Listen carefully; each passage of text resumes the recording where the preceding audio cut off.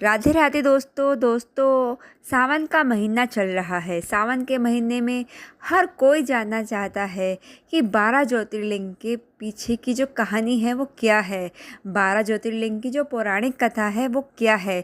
तो आज हम आपको अपनी वीडियो में एक एक करके सारे ज्योतिर्लिंग के बारे में बताएंगे।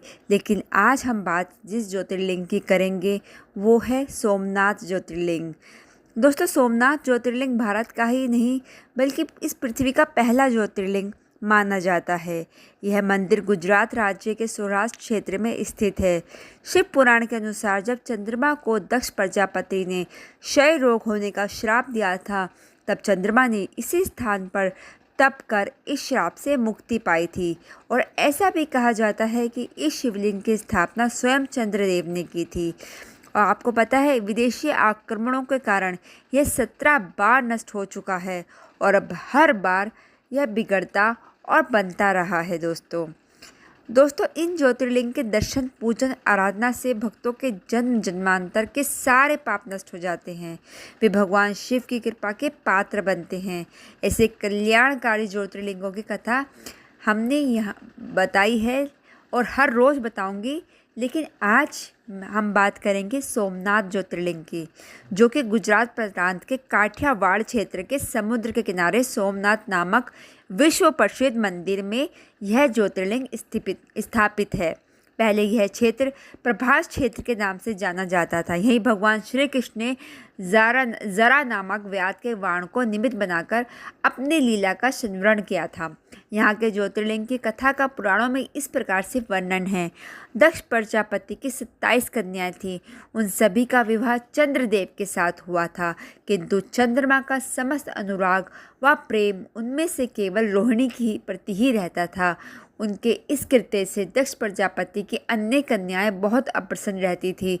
उन्होंने अपनी यह व्यथा कथा अपने पिता को सुनाई। दक्ष प्रजापति ने इसके लिए चंद्रदेव को अनेक प्रकार से समझाया, किंतु रोहिणी के वशीभूत उनके हृदय पर इसका कोई प्रभाव नहीं पड़ा।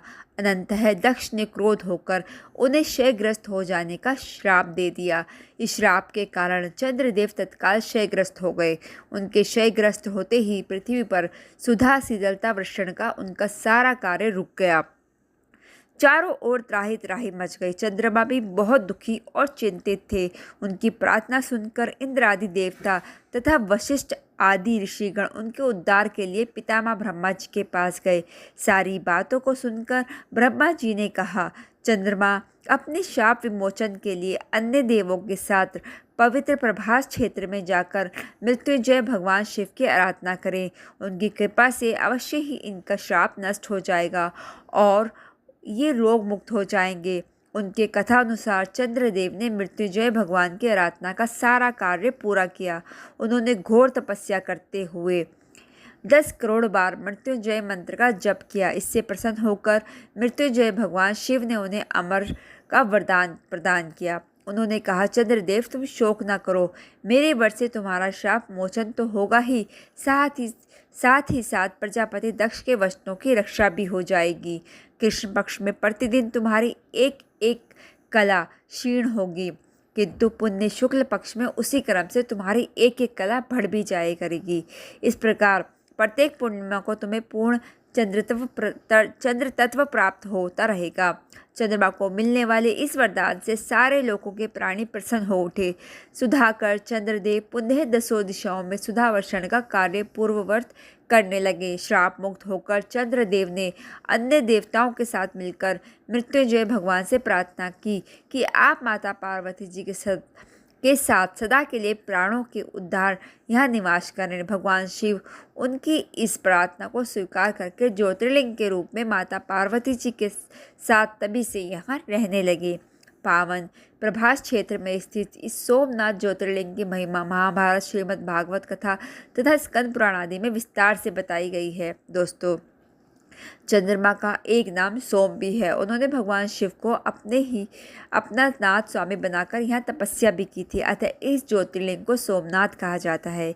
इसके दर्शन, पूजन, आराधना से भक्तों के जन्म जन्मांतर के सारे पाप और दृष्ट कृत्य विनिष्ट हो जाते हैं। भगवान शिव और माता पार्वती की अक्षय कृपा का पात्र बन जाता है। मोक्ष का मार्ग उनके लिए साथ ही सुलभ हो जाता है। उनके लौकिक परलौकिक सारे कृत्य स्वयं में सफल हो जाते हैं। तो दोस्तों ये बात थी सोमनाथ ज्योतिर्लिंग की। आपको कैसी लगी मुझसे ज़रूर बताइएगा। और सारे तीर्थ ज्योतिर्लिंग के बारे में जानने के लिए हर रोज़ मेरे वीडियो को देखें। इसके लिए आप मेरे चैनल को सब्सक्राइब करना बिल्कुल भी मत भूलिएगा और इस वीडियो को ज़्यादा से ज़्यादा लोगों में शेयर भी ज़रूर कीजिएगा। राधे राधे।